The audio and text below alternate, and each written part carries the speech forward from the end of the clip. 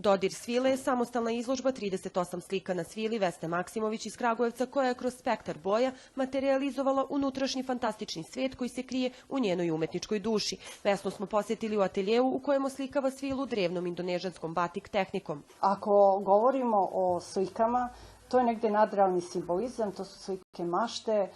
Za mene dodir svile je potreba da se ostane živ sa smislom, a smisao je ljubav. Kada govorimo o ljubavi, tu se slikaju ljudi, slikaju se situacije u kojima se nalazimo.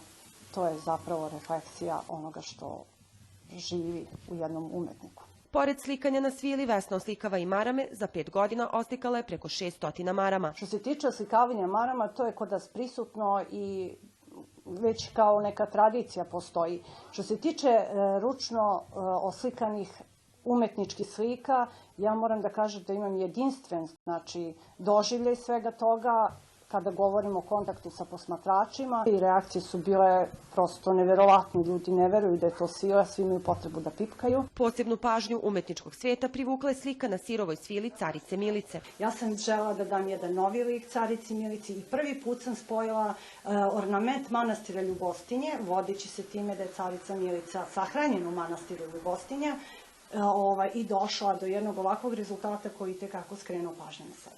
Za Vesnu Maksimović svila predstavlja slobodu, onu skoro pa neuhvatljivu nit koja se proteže i kroz oslikane motive i likove i daje pečat njenom umetničkom izražavanju.